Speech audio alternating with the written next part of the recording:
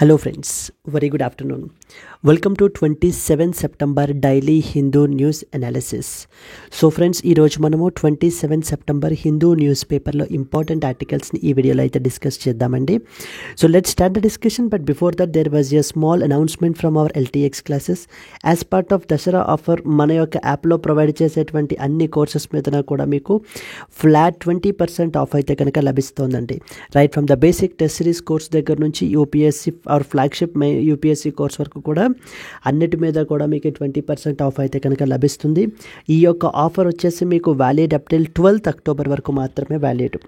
ఇక్కడ స్క్రీన్ మీద కనిపించేటువంటి నెంబర్కి మీరు కాల్ చేసినట్లయితే మీకు ఏ విధమైన డౌట్స్ ఉన్నా మీరు క్లియర్ చేసుకోవచ్చు. And this was the website you can visit. So friends, as per your request, so we are taking the extra pain to explain in the handwritten format only.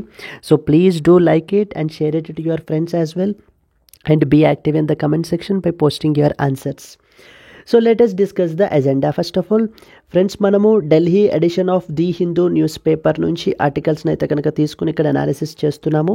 So let us discuss the agenda. అసలు ఇవాళ ఏం articles discuss చేయాలి అనేటువంటిది. First and foremost article, Karnataka government withdraws the general consent for CBI, says agency is biased అని చెప్పేసి మనకు article publish అయింది.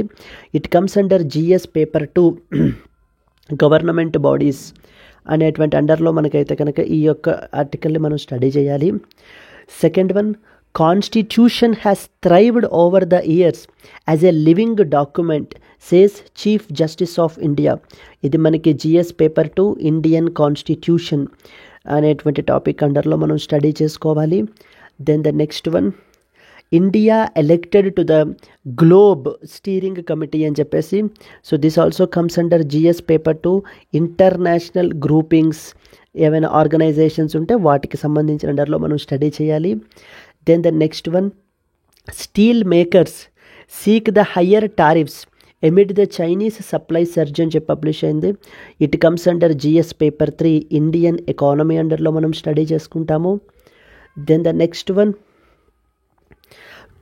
Centre tells the states to take the steps to curb the mpox spread అని publish అయిందండి. ఇది మనకి GS paper 2 health అండర్లో మనం study చేయాలి. Then the next one, storms brewing in east south China seas అని article publish అయింది. It comes under GS paper 2 international రిలేషన్స్లో study చేసుకుంటాము. Air strikes in Khartoum as Sudan army attacks the RSF positions. ఇది మొన్న 2024లో ప్రిలిమినరీలో అడిగినటువంటి question అండి. దీని మీద ఎగ్జాక్ట్లీ అడిగారు క్వశ్చన్, ఏ కంట్రీలో మనకి ఈ యొక్క అటాక్స్ జరుగుతున్నాయి అని చెప్పేసి మనకి. It comes under also GS paper 2 international relations. So these are the important articles that we will be discussing today. So let's start the discussion. Before that there was a small announcement from our classes, LTX classes నుంచి మన యొక్క flagship general studies prelims come mains course మీకు live plus recorded classes అయితే కనుక వస్తాయి. As part of the Dasara offer మీకు మనం 30,000 rupees charge చేసేది 24,000కే మీకు అవైలబుల్లో ఉంటుందండి. ఇది మీకు ఏంటి అని అంటే కనుక లైఫ్ టైం వ్యాలిడిటీ తోటి అయితే కనుక వస్తుంది. ఈ యొక్క ఆఫర్ మీకు 12th అక్టోబర్ వరకు మాత్రమే వ్యాలిడ్. ఇక్కడ స్క్రీన్ మీద కనిపించేటువంటి నెంబర్కి మీరు కాల్ చేస్తే మీకు ఏ విధమైన డౌట్స్ ఉన్నా క్లియర్ చేసుకోవచ్చు. And this was our website as well. Similarly apart from the general studies, so optional is also very important from the UPSC mains perspective because it can make or break your career. UPSC డ్రీమ్ని ఇది చేయగలిగేటువంటి capacity ఉండేటువంటిది కాబట్టి we have to take optional also very seriously. As part of optional Infinity మన దగ్గర అన్ని popular optionals మనం provide చేస్తున్నాము. PSIR, PubAd, sociology, anthropology, Telugu literature అన్నీ కూడా. ఈ యొక్క దసరా ఆఫర్గా మీకు 25,000 ఛార్జ్ చేసేది మీకు 20,000 రూపీస్కి మీకు అవైలబుల్లో ఉంటుంది. ఇది కూడా మీకు లైఫ్ టైం వ్యాలిడిటీ తోటి వస్తుంది. ఆఫర్ వచ్చేసి మీకు 12th అక్టోబర్ వరకు మాత్రమే valid. Yes friends, let's start the discussion. The first and foremost one, Karnataka government withdraws the general consent for CBI, says agency is biased అని చెప్పేసి మనకైతే పబ్లిష్ అయింది.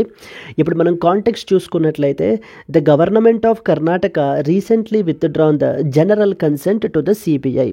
ఎగ్జామ్ పర్స్పెక్టివ్లో మనకి ఎలా అడుగుతారంటే ప్రిలిమినరీలో general consent is often seen recently in the news, it is associated with which body అని అడుగుతూ ఉంటారు.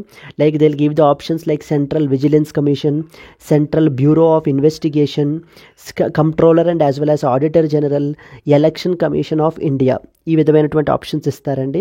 సో మనకి జనరల్ కన్సెంట్ అనేటువంటిది సిబిఐకి సంబంధించినటువంటిది అనమాట. సో ఓకే, సో సిబిఐ గురించి మనం రాసుకున్నట్లయితే కనుక main important points, CBI stands for central bureau of investigation. So okay, it is the premier investigative agency in our country అనమాట. It is a premier investigative agency, investigation agency in our country మనకి ఈ యొక్క central bureau of investigation అనేటువంటిది. అయితే central bureau of ఇన్వెస్టిగేషన్కి సిబిఐకి CBI act అంటూ ఏం లేదండి. అంటే ఇదేంటంటే మనకి స్టాట్యూటరీ బాడీ కాదు. It actually derives it's powers from the Delhi special police establishment act అని ఉందన్నమాట. ఏంటమ్మా, Delhi special police establishment act, Delhi special police establishment act 1946. ఈ యొక్క Delhi special police establishment act 1946 ద్వారా సిబిఐ మనకి ఏంటి అని అంటే కనుక తన యొక్క పవర్స్ని డిరైవ్ చేసుకుంటుంది. అంతే తప్ప సిబిఐకి డెడికేటెడ్ లెజిస్లేషన్ ఏమీ లేదు. CBI is neither a statutory body, CBI statutory body కాదు, కాన్స్టిట్యూషనల్ బాడీ కూడా కాదనమాట.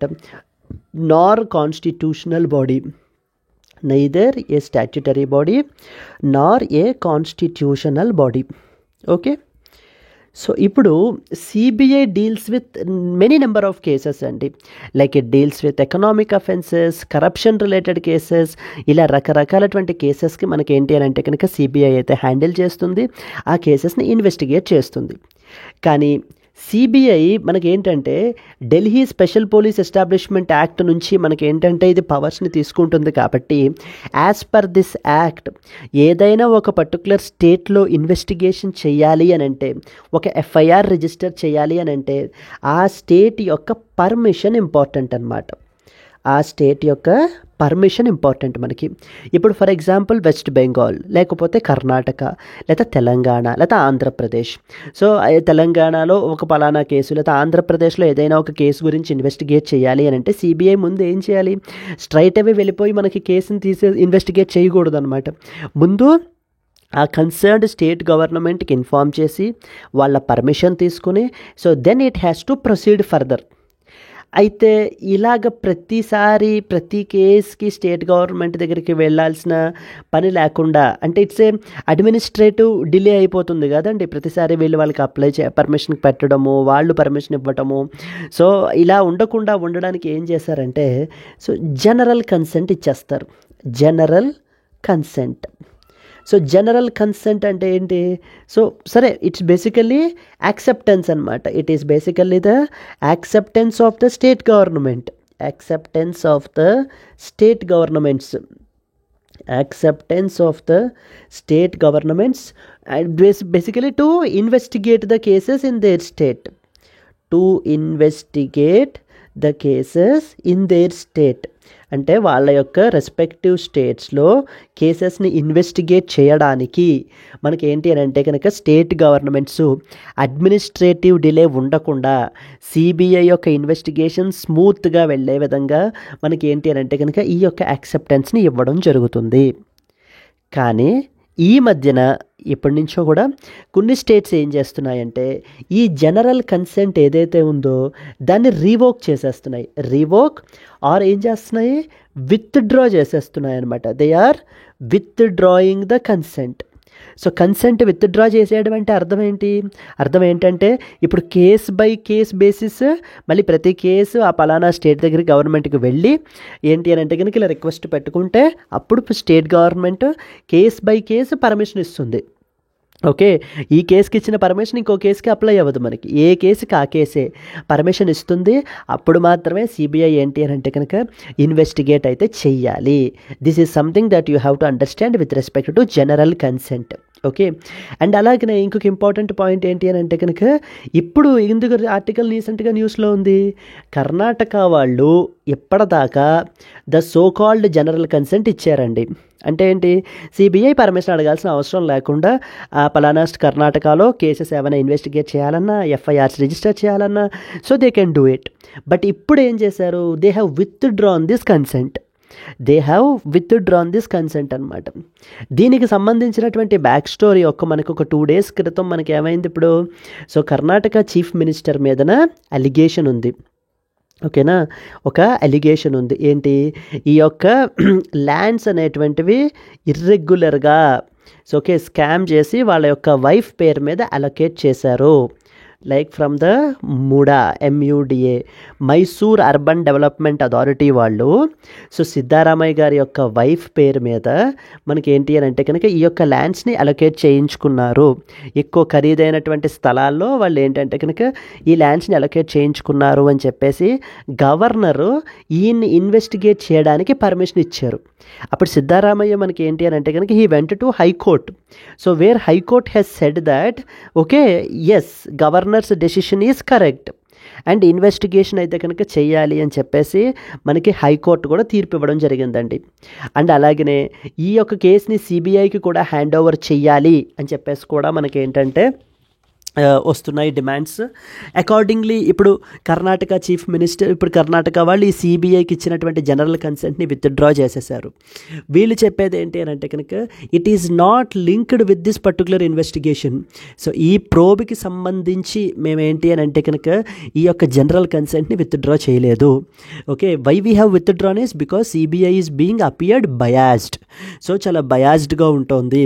అందుకని చెప్పేసి మేము ఏంటి అని అంటే కనుక ఈ యొక్క జనరల్ కన్సెంట్ని విత్డ్రా చేయడం జరిగింది అని చెప్పేసి సో కర్ణాటక గవర్నమెంట్ అయితే ఆర్గ్యూ చేస్తోంది.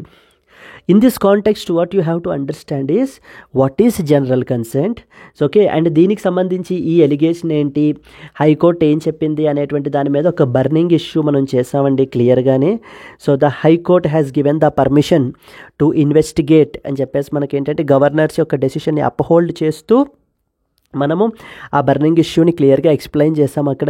అక్కడ మనకి ఏమేంటి అంటే important sections like for example article number 163 of the constitution ఎలా ఇన్వాల్వ్ అయ్యి ఉంది. Next section 17A of the prevention of corruption act ఎలా ఇన్వాల్వ్ అయ్యింది. And at the same time so the section 218 of the BNSS ఎలా involve అయ్యింది. ఇవన్నీ కూడా మనం ఏంటంటే అక్కడ డిస్కస్ చేయడం జరిగింది. Please try to watch that particular video because that is very important from the exam perspective, particularly GS polity అండర్లో. ఇప్పుడు ఈ రోజున మనకేంటంటే సిబిఐకి సంబంధించినటువంటి జనరల్ కన్సెంట్ని అయితే విత్డ్రా చేశారు. సో ఎవరు విత్డ్రా చేశారు, కర్ణాటక అయితే రీసెంట్గా విత్డ్రా చేసింది. అంటే ఇక్కడ నుంచి అర్థం ఏంటంటే కర్ణాటక గవర్నమెంట్ కర్ణాటకలో ఏదైనా కేసుని ఇన్వెస్టిగేట్ చేయాలంటే సిబిఐ ప్రతి కేసుని పట్టుకెళ్ళి స్టేట్ గవర్నమెంట్ యొక్క పర్మిషన్ తీసుకుని అప్పుడు మాత్రమే ఇన్వెస్టిగేట్ చేయాలి. ఆ పాయింట్ ఒకటి మీకు అర్థం కావాలి. సో జనరల్ కన్సెంట్ దేనికి సంబంధించింది అని అడుగుతూ ఉంటారు.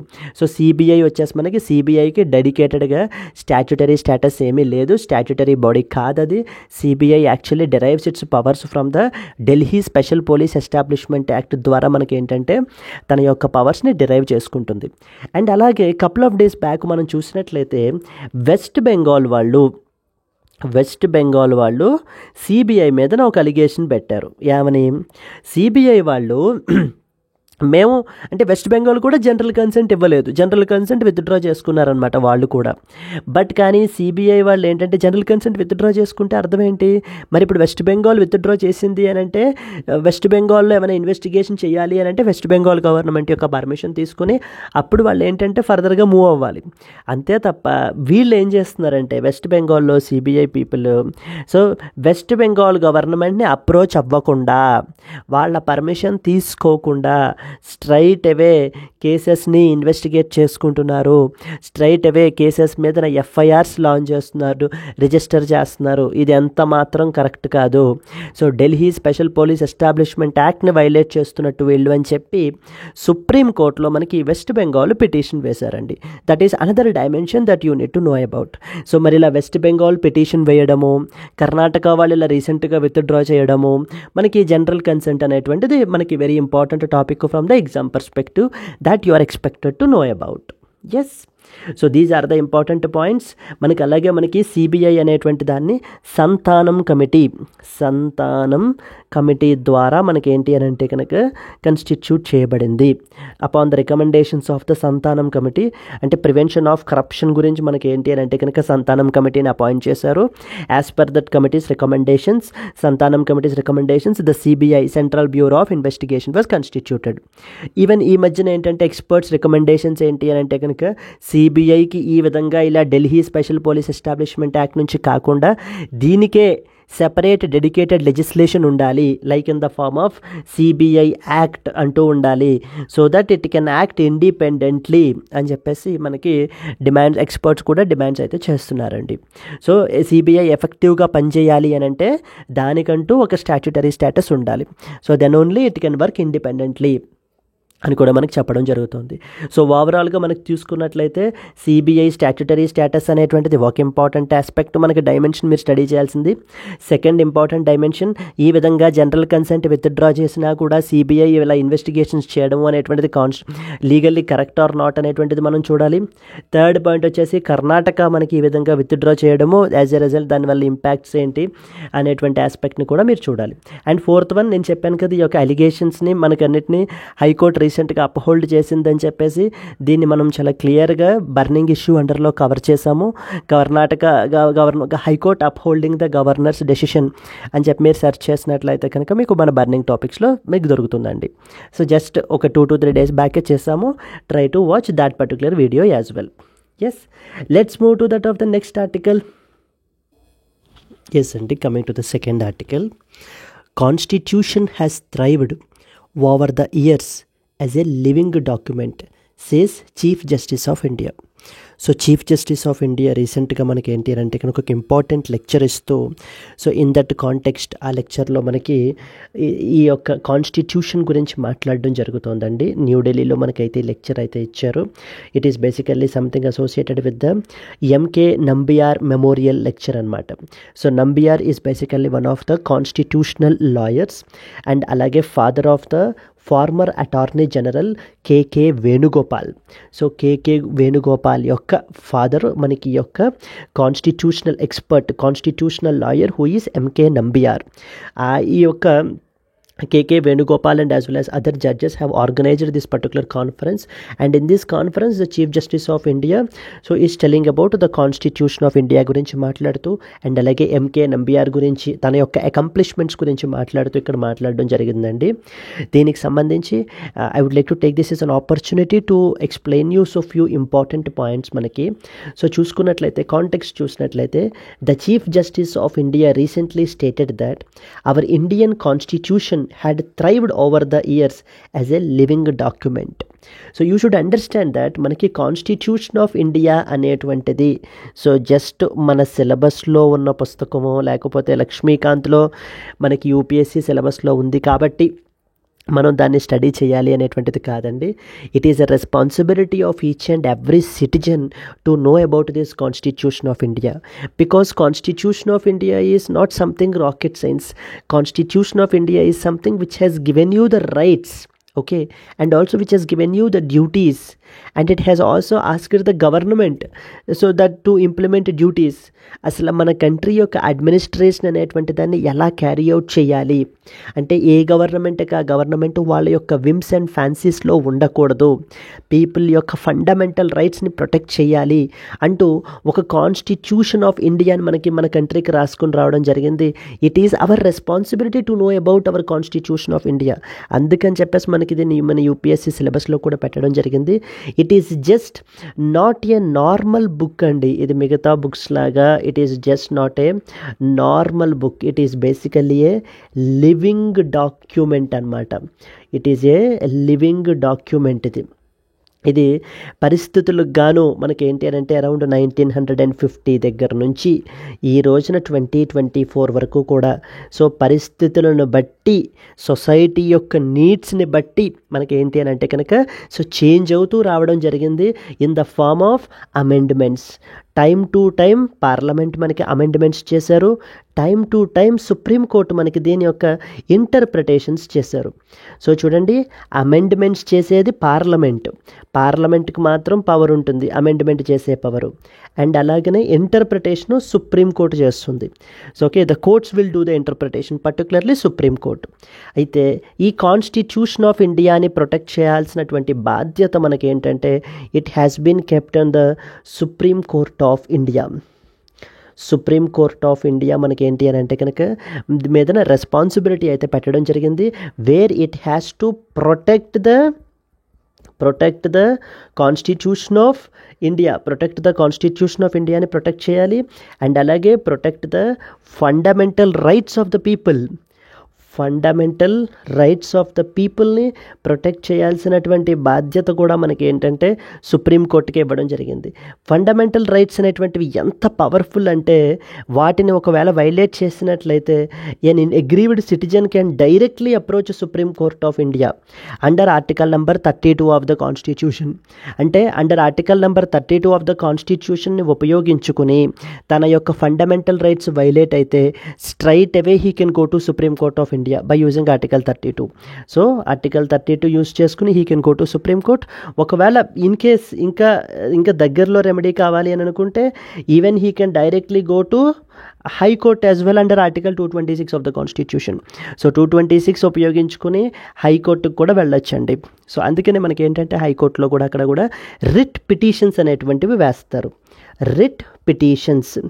ఈ రిట్ పిటిషన్స్ ఏ ఆర్టికల్ అండర్లో వేస్తారంటే under article 226 of the constitution. ఒకవేళ సుప్రీంకోర్టులో వేసేటట్టయితే ఆర్టికల్ 32 ఆఫ్ ద కాన్స్టిట్యూషన్ అండర్లో మనకి ఈ యొక్క రిట్ పిటిషన్స్ అనేటువంటివి వేయడం జరుగుతుంది. సుప్రీం కోర్ట్ ఆఫ్ ఇండియా యొక్క ఆబ్జెక్టివ్ ఏంటి, సింప్లిఫైడ్గా ఓవరాల్ జనరలైజ్డ్గా చెప్తే to protect our constitution of India and in particular to protect the fundamental rights of the citizens. So తన యొక్క సిటిజన్స్ యొక్క ఫండమెంటల్ రైట్స్ని ప్రొటెక్ట్ చేయాల్సినటువంటి బాధ్యత సుప్రీంకోర్టుది. అండ్ అలాగనే Supreme Court constitution of India is just not a normal book, it was actually A living document according to the societal needs. మనకి ఏంటి అని అంటే కనుక ఈ యొక్క ఇదిని మనకి మార్చు తన యొక్క రూపాన్ని షేప్ చేసుకుంటూ పరిస్థితులకి సొసైటీ యొక్క నీడ్స్కి అనుగుణంగా మనకి ఏంటంటే కనుక కాన్స్టిట్యూషన్ ఆఫ్ ఇండియా ఉండడం అయితే జరిగింది. So where it's because of due to the greatness of from the people past దగ్గర నుంచి ఈరోజు ప్రజెంట్ వరకు కూడా అనమాట. అండ్ అలాగనే you should understand one more, ఇక్కడ ఇంకొక పాయింట్ ఇక్కడ ఎక్స్ప్లెయిన్ చేశారు ఏంటి అని అంటే ఆర్టికల్ 21 గురించి మాట్లాడుతూ ఏకే గోపాలన్ కేసు గురించి something called as due process of లా గురించి కూడా మాట్లాడారు. ఈ యొక్క ఎంకే నంబియార్ గురించి మాట్లాడుతూ so it's basically Nambiar's vast accomplishments in the field of law, including arguing the A.K. Gopalan case in which he propounded the due process of law standard in Article 21 of the Constitution అని చెప్తున్నారు. So very very important మనకి ఈ points కూడా. అయితే రెండు ఉంటాయన్నమాట. ఒకటి due process of law అంటారు, due process of law. So then procedure established by law. So ఇది మనకి ఇదే question, what does due process of law mean అని చెప్పి 2023లో యూపీఎస్సీ ప్రిలిమినరీలో క్వశ్చన్ అయితే అడిగారండి. So that's how important it is. Okay, due process of law and as well as procedure established by law. ఇవి ఎక్కడ మనకి మెన్షన్ అవుతాయంటే article number 21 of the constitution. Article number 21 of the constitution మనం తీసుకున్నట్లయితే it is actually a fundamental right which is known as right to life. సింపుల్గా చెప్పాలంటే okay, so సింపుల్గా చెప్పాలి అంటే article number 21 of the right to life అని చెప్పచ్చు, right to life. So okay, ఇంకా స్ట్రైట్ అవే ఎగ్జాక్ట్ టర్మ్స్ మనకి అక్కడ ఏం రాశారు అని చెప్పేసి మనం చూసినట్లయితే కనుక no person can be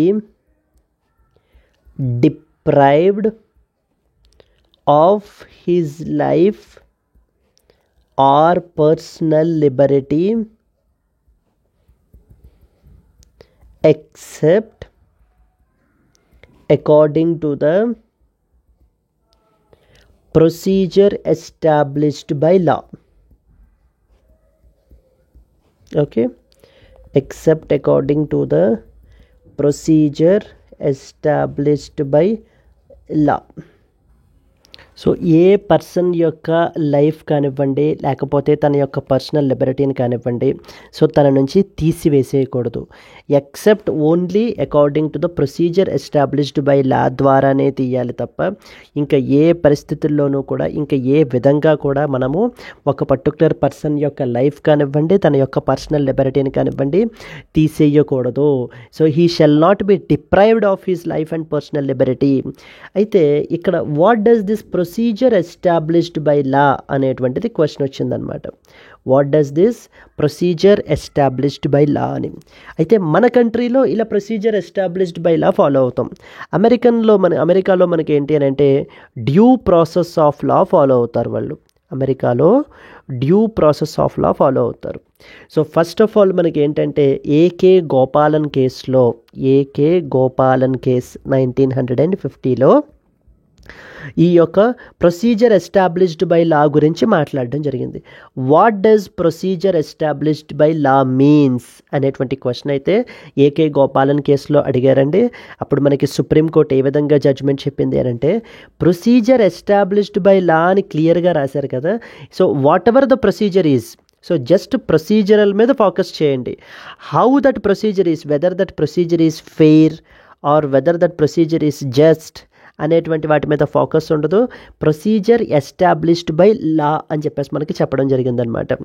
so but కానీ later in the Maneka Gandhi కేసులో మనం తీసుకున్నట్లయితే, in the Maneka Gandhi case తీసుకుంటే కనుక అప్పుడేం చెప్పారంటే procedure established by law basically also means the due process of లా.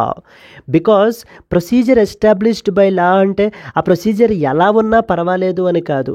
ఆ procedure, that procedure should be fair, that procedure should be reasonable, that procedure should be just, and that procedure should not be arbitrary.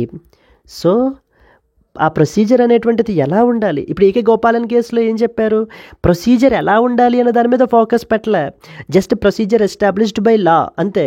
ఆ procedure ఎలా ఉంటే అలా follow అయిపోవాలంతే అని చెప్పారు. కానీ మేనకా గాంధీ కేసులో మాత్రం procedure established by law also mean by due process of law, because what ever the procedure that was established by law that should be just, that should be fair, that should be reasonable, and it should not be arbitrary అని చెప్పేసి మనకి చెప్పడం అయితే జరిగిందండి. So the conflict between procedure established by law and due process of లా అనేటువంటిది, ఇంకా దీనికి సంబంధించిన ఇంకా ఎడిషనల్ డీటెయిల్స్ అవి కూడా మన క్లాసెస్లో మనం అయితే కనుక ఇంకా బ్రీఫ్గా మనం ఎక్స్ప్లెయిన్ చేయడం జరుగుతుంది. ఓవరాల్ సింప్లిఫైడ్ వెర్షన్లో మీరు చూసుకున్నట్లయితే కనుక this is what you have to understand. And అలాగనే మనకి వన్ మోర్ ఇంపార్టెంట్ ఇది మెన్షన్ చేశారు, 1973 కేశవానంద భారతి కేస్. ఈ రోజుకి కూడా మనకి ల్యాండ్ మార్క్ జడ్జిమెంట్ అండి కేశవానంద భారతి కేస్ అనేటువంటిది. బికాస్ ఈ యొక్క కేశవానంద భారతి కేసే మనకి సంథింగ్ కాల్డ్ యాజ్ మన కాన్స్టిట్యూషన్ ఆఫ్ ఇండియా ఈ రోజుకి కూడా ఇంకా ఇలా స్ట్రాంగ్గా ఉండడానికి వన్ ఆఫ్ ద రీజన్స్ ఏంటంటే ఈ కేశవానంద భారతి కేస్. బికాస్ కేశవానంద భారతి కేసులోనే మనకి something called as doctrine of basic structure అనేటువంటి దాన్ని సుప్రీంకోర్టు మనకి తీసుకుని వచ్చిందనమాట. డాక్ట్రైన్ ఆఫ్ బేసిక్ స్ట్రక్చర్ అని చెప్పేసి, so our honourable supreme court of India has brought this doctrine. అంటే what is this basic structure? So what is this basic structure అంటే ఎవరికి చెప్తోంది డాక్ట్రైన్ ఆఫ్ బేసిక్ స్ట్రక్చర్ గురించి? పార్లమెంట్కి చెప్తోంది. ఎందుకు పార్లమెంట్కే చెప్పాలి? ఎందుకంటే పార్లమెంటే మన కాన్స్టిట్యూషన్ని అమెండ్ చేయగలదు కాబట్టి. Under which article of the constitution? Under article number 368 of the constitution of India. So, under Article 368 of the Constitution of India, Parliament alone has the power. Please be very clear, Andy. Parliament alone has the power to amend the constitution. మన కాన్స్టిట్యూషన్ని amend చేయగలిగేటువంటి power only పార్లమెంట్కి మాత్రమే ఉంటుంది. ఇంకా ఏ state legislative అసెంబ్లీస్కి కానివ్వండి, లేకపోతే even supreme కోర్టుకి కూడా మనకి ఏంటంటే కోర్ట్స్కి కూడా అమెండ్ చేసే పవర్ లేదు. Courts only they interpret. ఇందాక మనం మాట్లాడుకున్నాం కదా, కోర్ట్స్ ఓన్లీ ఇంటర్ప్రెట్.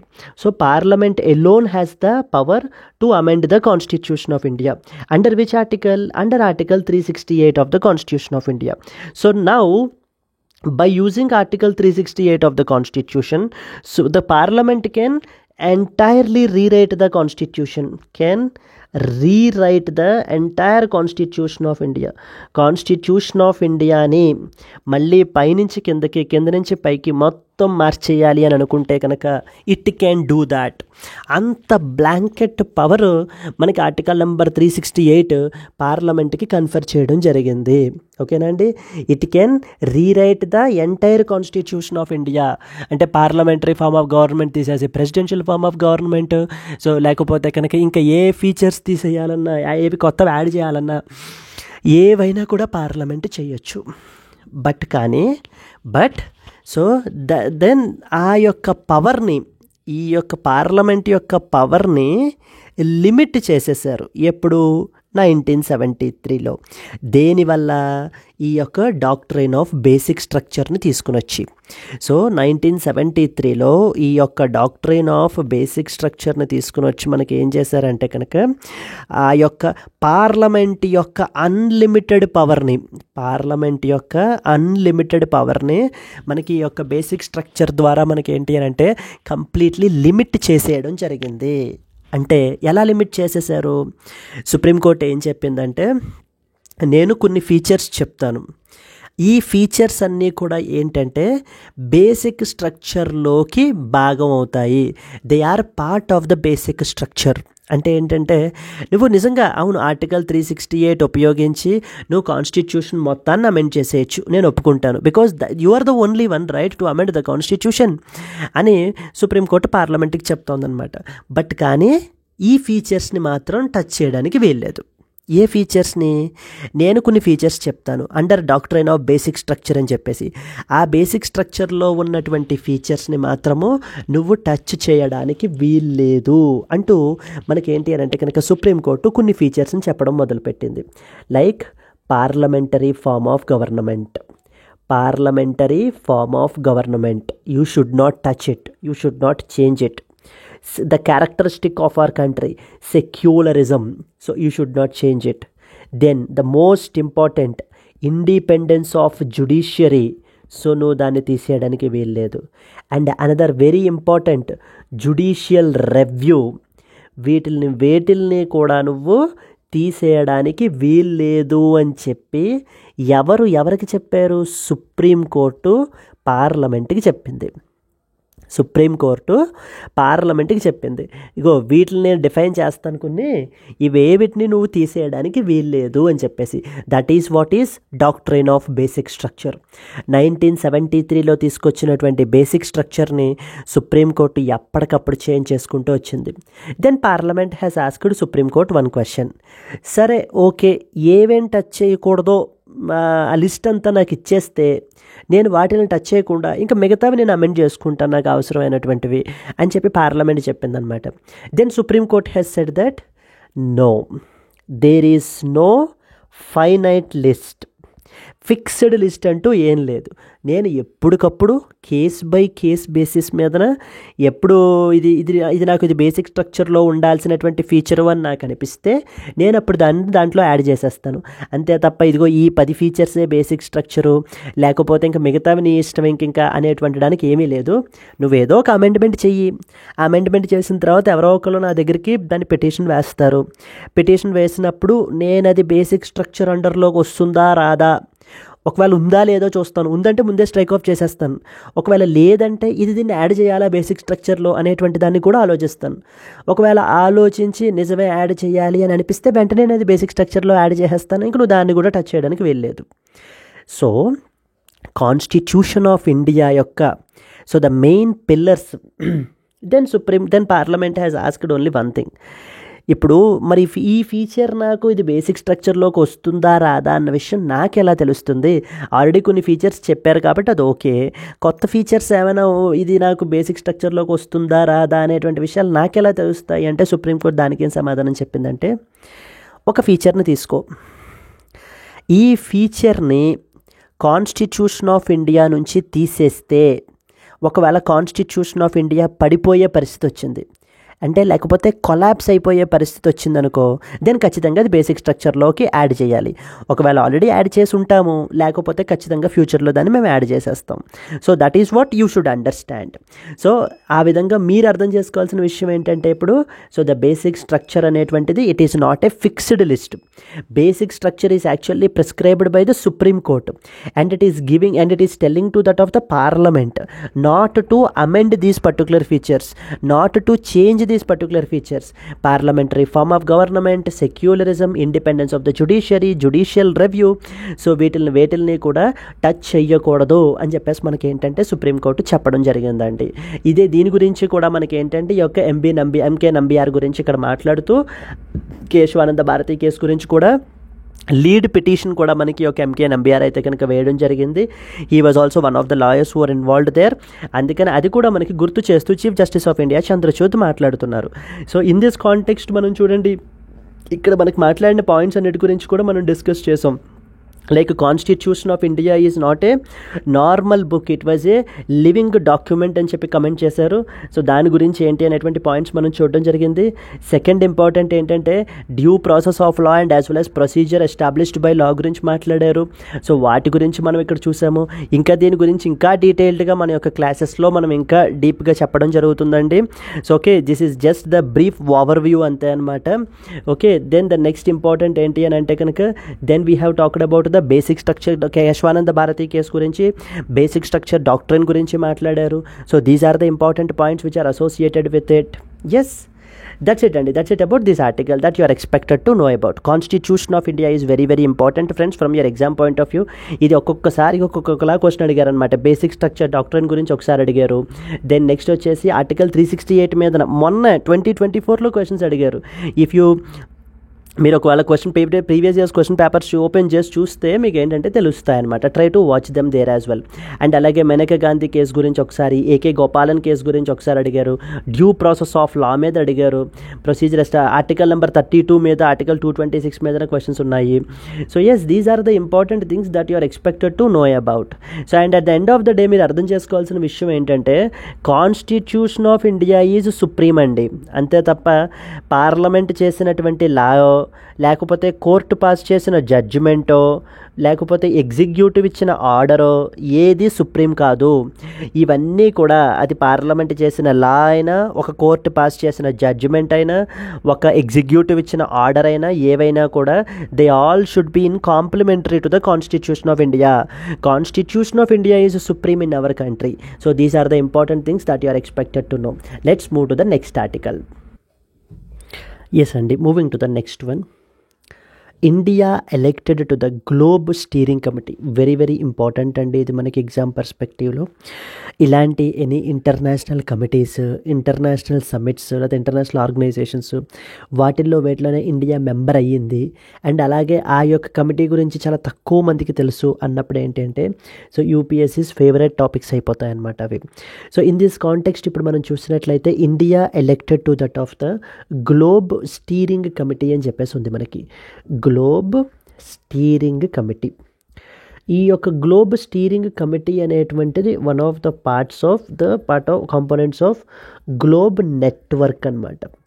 సో ఈ యొక్క గ్లోబ్ నెట్వర్క్ అనేటువంటిది మనకి ఏంటంటే it's an anti corruption body అండి. ఇది మనకి it's an anti corruption body.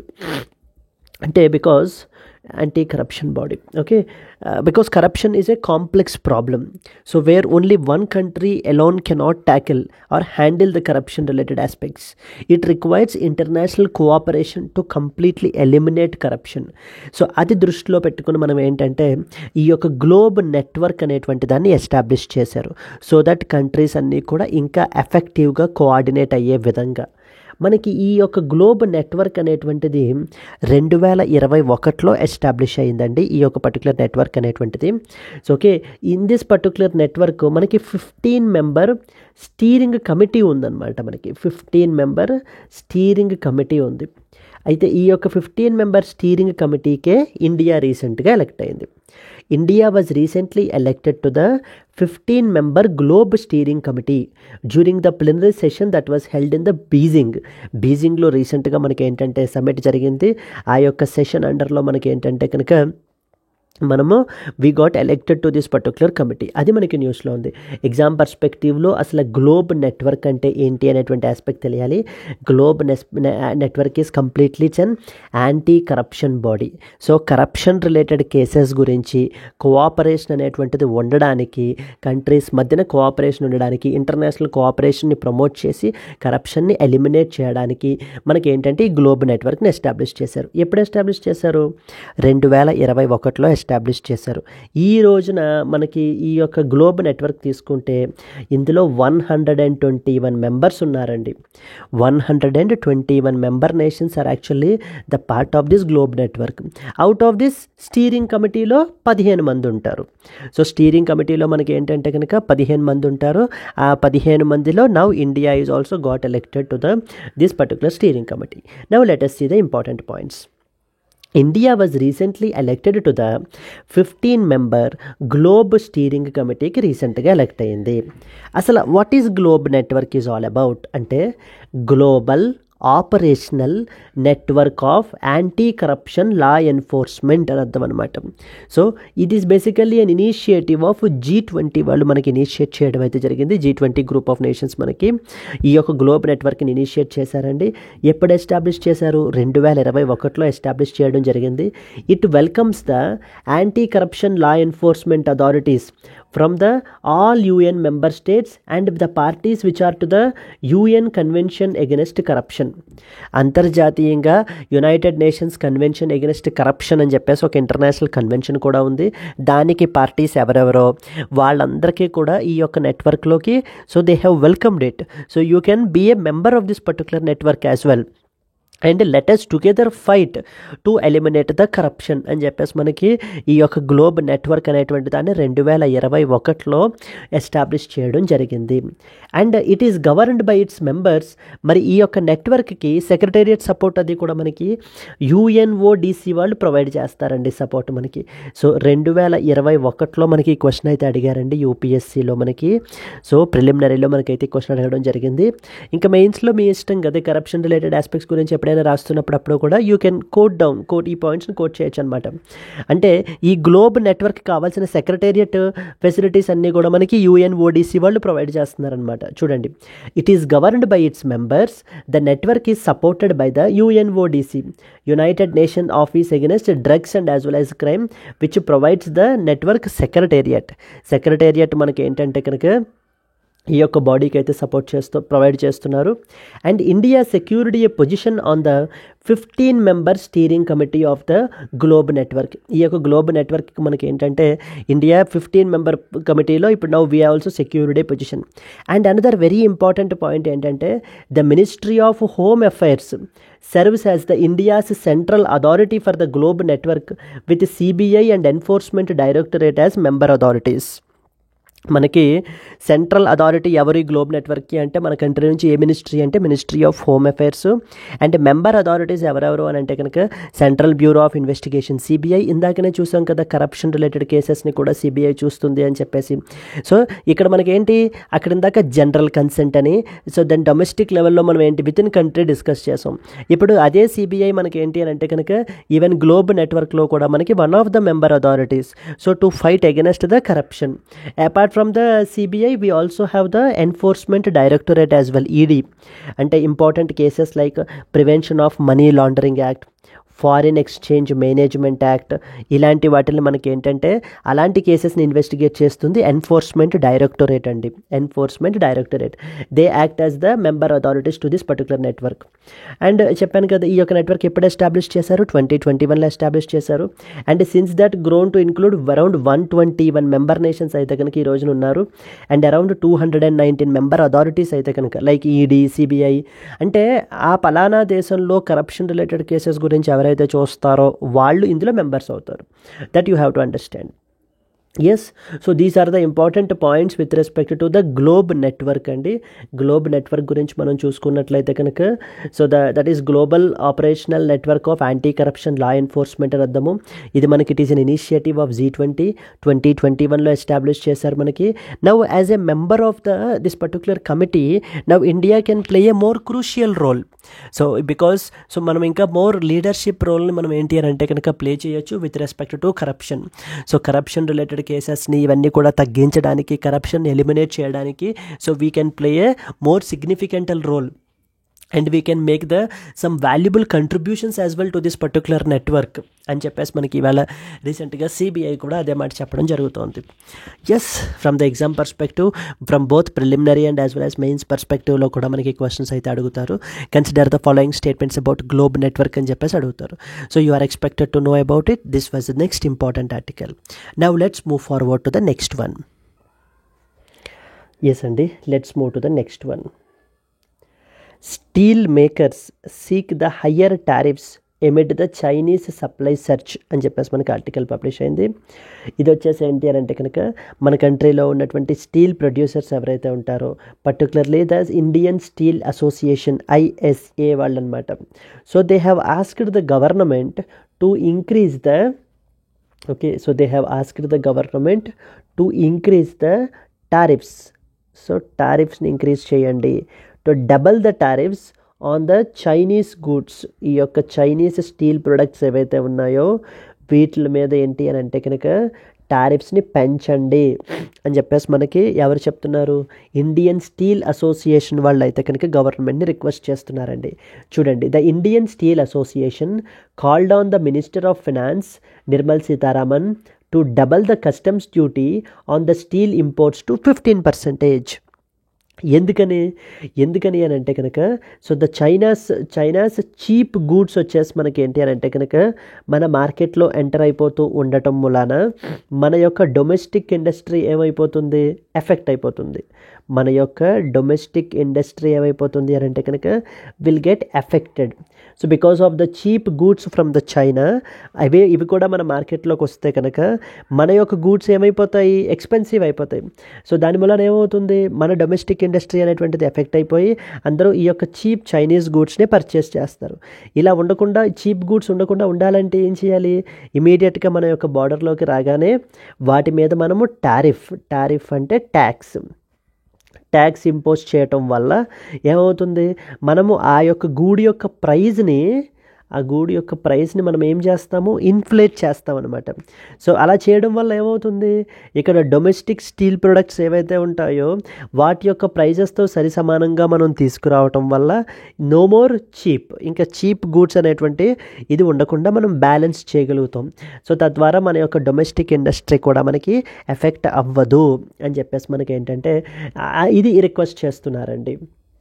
So India's steel makers have called on the government to double the tariffs on the steel imports to curb a surge in the cheaper steel shipments from that of the China, according to a letter from industry. The world's second biggest crude steel producer, that is, became a net importer of the alloy in the fiscal year through March 2024. So we became a net importer అయితే కనుక అయిపోయాము అని చెప్పేసి మనకి ఏంటి అని అంటే కనుక, సో చైనా యొక్క సప్లైని మనం ఏంటంటే తగ్గించాలి. సో టారిఫ్స్ ఇంపోజ్ చేయాలి, ఈ విధమైనటువంటి టారిఫ్ బ్యారియర్స్ ఉండాలి అని చెప్పేసి. లాస్ట్ టైం కూడా కపుల్ ఆఫ్ డేస్ బ్యాక్ కూడా మనకి ఏంటంటే అల్యూమినియం ఫాయిల్స్ కూడా మనకి ఏంటంటే సో చైనా మన కంట్రీలో డంప్ చేస్తుందన్నమాట. సో ద డంపింగ్ అంటారు మనకి. అలాంటప్పుడు మనం ఏంటంటే యాంటీ డంపింగ్ డ్యూటీ ఇంపోజ్ చేస్తాం. Anti dumping duty will be imposed. So ఈ యొక్క డంపింగ్ ప్రాక్టీసెస్. డంపింగ్ అంటే అర్థం ఏంటి? డంపింగ్ అంటే అర్థం ఏంటి అని అంటే కనుక ఆ యొక్క ఒరిజినల్ ప్రైస్ కన్నా కూడా, అంటే ఆ product price for example 100 rupees అనుకోండి హైపోథెటికల్గా, if you are selling it at just 10 rupees only, so అంటే వెరీ వెరీ వెరీ చీప్ ప్రైసెస్కి, సో మనం ఏంటి అని అంటే కనుక అవతల కంట్రీ మార్కెట్లో మనము ఎక్స్పోర్ట్ చేసేస్తూ ఉంటే, సో దాన్ని మనం ఏమంటాము అని అంటే డంపింగ్ అంటాం. ఇలా డంపింగ్ చేయడం వల్ల ఏమవుతుంది? మేబీ ఈ కంట్రీకి లాసే, బట్ కానీ అక్కడ ఉన్నటువంటి డొమెస్టిక్ ఇండస్ట్రీ, అవతల కంట్రీ యొక్క డొమెస్టిక్ ఇండస్ట్రీ కంప్లీట్లీ కొలాప్స్ అయిపోతుంది because of this particular dumping practices. So మన చైనా కూడా ఏంటి అని అంటే కనుక ఈ యొక్క అల్యూమినియం ఫాయిల్స్ గురించి కూడా మనకి ఏంటంటే ఇదే విధంగా డంపింగ్ అనేటువంటి చేయడం జరిగింది. So these are the ineffective trade practices అనమాట మనకి. ఎస్, ఇన్ దిస్ కాంటెక్స్ట్ మనకి ఏంటంటే కంట్రీస్ ఎలా రెస్పాండ్ అవుతాయి?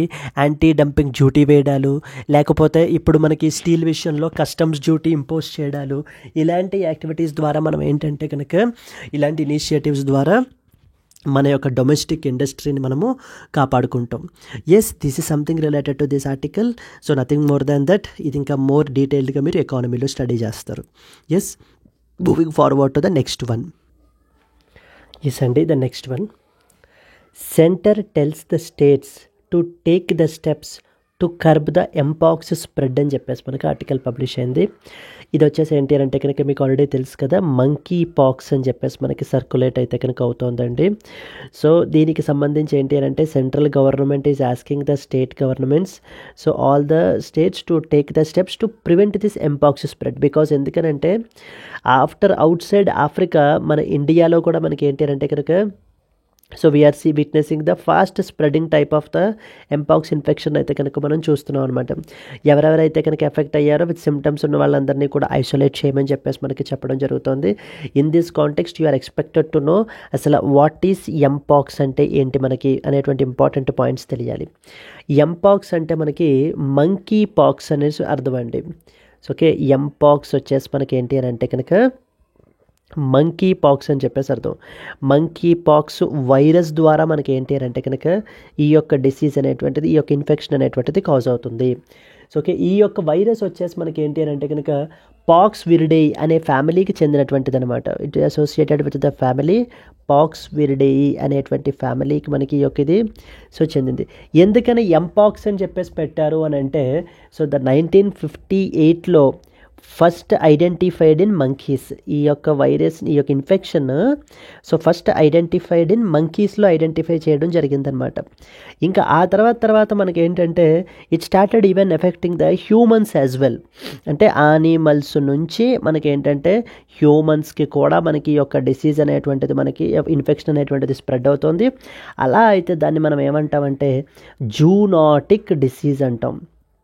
Zoonotic disease. So the last couple of క్లాసెస్లో మనము ఈ యొక్క జూనోటిక్ డిసీజ్ ఏంటి, ఎగ్జాంపుల్స్ ఏంటి, నాన్ జూనోటిక్ డిసీజెస్ ఏంటి, ఎగ్జాంపుల్స్ ఏంటి, వరల్డ్ జూనోసిస్ డే ఎప్పుడు సెలబ్రేట్ చేస్తారు, అండ్ అలాగే రీసెంట్గా వైరస్ వార్ ఎక్సర్సైజ్ చేసాం, విషాణు యుద్ధ అభ్యాస్ అని చెప్పేసి దాని గురించి, ఇవన్నీ మనం లాస్ట్ కపుల్ ఆఫ్ వీడియోస్లో ఆల్రెడీ డిస్కస్ చేసాము. Please try to watch those videos అండి. యానిమల్స్ నుంచి ఒకవేళ హ్యూమన్స్కి మనకి ఈ యొక్క ఇన్ఫెక్షన్స్ అనేటువంటివి స్ప్రెడ్ అవుతూ ఉంటే, డిసీజెస్ అనేటువంటివి స్ప్రెడ్ అవుతూ ఉంటే మనకి దాన్ని జూనోటిక్ డిసీజ్ అంటాము. Even mpox or monkey pox is also a zoonotic disease. మనకి human to human transmission is also possible. మనకి హ్యూమన్స్ని కూడా మనకి ఏంటంటే ఎఫెక్ట్ చేస్తుంది అనమాట. Humans to human transmission is possible, animals to human transmission is possible, like either direct contact ద్వారా, so direct contact ద్వారా కూడా మనకి స్ప్రెడ్ అవుతుంది, ఆర్ ఈవెన్ కంటామినేటెడ్ ఆబ్జెక్ట్స్, అంటే ఈ యొక్క వైరస్ ద్వారా కంటామినేటెడ్ ఆబ్జెక్ట్స్కి దాని వాటండర్లో కాంటాక్ట్ వచ్చినా కూడా మనకి ఏంటంటే ఈ యొక్క వైరస్ అనేటువంటిది స్ప్రెడ్ అవ్వడం జరుగుతుంది. వ్యాక్సిన్స్ అయితే మనకి ఉన్నాయండి ఈ పర్టికులర్ ఎంపాక్స్కి సంబంధించి, బట్ వెరీ లిమిటెడ్ క్యాపబిలిటీ అనమాట. సో వాటి యొక్క క్యాపబిలిటీ అనేటువంటిది చాలా తక్కువ. So it has to be increased. So in this మనకి ఈవెన్ వరల్డ్ హెల్త్ ఆర్గనైజేషన్ వాళ్ళు కూడా ఈ యొక్క ఎంపాక్స్ని మనకి పబ్లిక్ హెల్త్ ఎమర్జెన్సీగా కూడా డిక్లేర్ చేయడం జరిగింది. పబ్లిక్ హెల్త్ ఎమర్జెన్సీగా కూడా మనకి డిక్లేర్ అయితే కనుక చేశారనమాట. You are expected to know that as well. World Health Organization has also recently declared this, WHO has recently declared this mpox as a public health emergency. Mainly African కంట్రీస్లో మన యొక్క virus ఉంది, అక్కడ నుంచి even so మనకి Pakistan, Thailand and as well as ఇండియాలో కూడా మనకి ఏంటంటే కేసెస్ రిపోర్ట్ అవుతున్నాయి. So it shows that we need to stay alert. Okay, let's move to the next one. Yes అండి, moving to the next one. Air strikes in Khartoum as Sudan army attacks the RSF positions అనమాట అని చెప్పేసి మనకు ఒక important article publish అయింది. సో దీని మీద మొన్న 2024లో UPSC ప్రిలిమినరీలో కూడా క్వశ్చన్ కూడా అడిగారు. So where they have given the question like country name ఇచ్చి అక్కడ జరిగేటువంటి సిచ్యువేషన్ అయితే ఇవ్వడం జరిగింది. సో ఇక్కడ మనకి ఏంటి అని అంటే పర్టికులర్లీ ఇన్ సుదాన్లో మనం తీసుకుంటే it is basically the conflict between the army. So Sudan యొక్క army and as well as Sudan యొక్క paramilitary force that is known as RSF అంటాం అనమాట, known as rapid support forces RSF. వీళ్ళిద్దరి మధ్యన మనకి ఏంటి అని అంటే కాన్ఫ్లిక్ట్ అనేటువంటిది జరుగుతుందండి. సుదాన్ యొక్క ఆర్మీ అండ్ అలాగే rapid support forces which is a paramilitary force in Sudan అనమాట. It's basically regarding the power షేరింగ్కి సంబంధించినటువంటిది ఆస్పెక్ట్స్ గురించి మనకి అయితే ఆర్టికల్ పబ్లిష్ అయింది. దీనికి సంబంధించి even it's geography is also very very important. So recently the army attacked the paramilitary positions in the Sudanese capital known as Khartoum అని చెప్పేసి మనకి ఏంటి అంటే ఈవెన్ మనము 2023లో we have launched something called as operation Kaveri అని కూడా మనం లాంచ్ చేసామండి. ఆపరేషన్ కావేరీ అని చెప్పేసి మనం లాంచ్ చేసి మన యొక్క ఇండియన్స్ ఎవరెవరైతే కనుక అక్కడ స్ట్రక్ అయ్యారో సూదాన్లో, సో వాళ్ళందరినీ కూడా ఎవాక్యుయేట్ చేయడం కూడా మనం అయితే కనుక సో జరిగింది. That happened in the year 2023 where we have launched this operation called as operation Kaveri అని చెప్పేసి లాంచ్ చేస్తాం. ఈవెన్ అది కూడా మనకి అడిగేటువంటి అవకాశాలు అయితే కనుక ఉంటాయి. ఇన్ దిస్ కాంటెక్స్ట్ మీరు సుదాన్ మీరు చూసుకున్నట్లయితే కనుక it is basically an African country మనకి with its capital known as Khartoum is the capital అండి. So it is located in the north east ఆఫ్రికాలో మనకి అయితే కనుక సుదాన్ అయితే లొకేట్ అయ్యి ఉంది and with its capital known as the Khartoum అని చెప్పేసి అంటాము. సుదాన్ యొక్క బార్డర్స్ మీరు తీసుకున్నట్లయితే కనుక సెంట్రల్ ఆఫ్రికన్ రిపబ్లిక్ CAR అంటే సెంట్రల్ ఆఫ్రికన్ రిపబ్లిక్ అని చెప్పేసి అర్థము. Central African Republic to the south west, Chad to the west, Egypt to the north, Eritrea to the north east, Ethiopia to the southeast, Libya to the northwest, South Sudan to the south and as well as to the east we have the Red Sea. So bordering countries కూడా at times మనకి ఏంటంటే ఏవైతే బాగా న్యూస్లో ఉంటాయో so వాటికి సంబంధించినటువంటి bordering countries కూడా మనకి అడిగేటువంటి అవకాశాలు అయితే కనుక ఉంటాయి. So please be thorough with this geographical location as well. So మ్యాప్ని దగ్గర పెట్టుకుంటే కనుక మనకి మ్యాప్స్ మన జియోగ్రాఫికల్ లొకేషన్స్ గుర్తుపెట్టుకోవడం అనేటువంటిది చాలా easy friends. Yes moving to the next one. So friends మనం ఏంటి అని అంటే కనుక we have launched a dedicated current affairs course. So where మనం ఇక్కడ ఈ క్లాస్లో మనము హిందూ న్యూస్ అనాలిసిస్ అయితే చేస్తున్నాం కదండి. సో ఇలా కాకుండా హిందూ కాకుండా వేరే sources like press information bureau, down to earth, Indian express అలాంటి ఆర్టికల్స్లో వెబ్సైట్స్లో పబ్లిష్ అయ్యేటువంటి ఇంపార్టెంట్ ఆర్టికల్స్ని మనం ఈ యొక్క డైలీ లైవ్ క్లాసెస్లో మనం చేయడం అయితే జరుగుతుంది. సో ఇది మీకు as part of Dasara offer మీకు 5,000 రూపీస్ ఛార్జ్ చేసేది మీకు 4,000 రూపీస్కి అవైలబుల్ ఉందండి.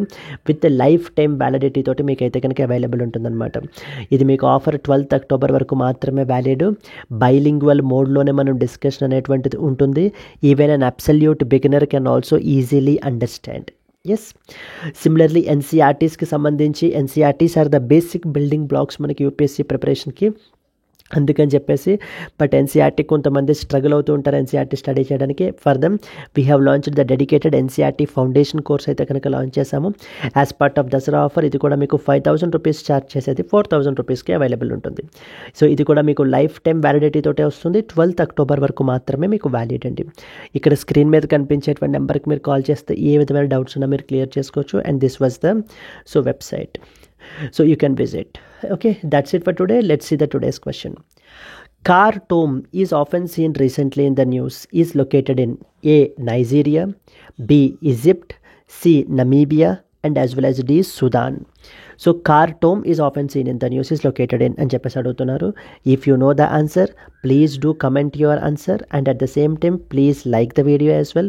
So we are taking the extra pain, so for upon your request, so to explain you in this format. If you have really liked it, please do like it and do comment as well. So we are waiting for your comments and as well as likes, and share it to your friends as well. Friends, thank you so much. Let's meet again tomorrow. Until then, happy learning. All the best. Bye bye, Andy.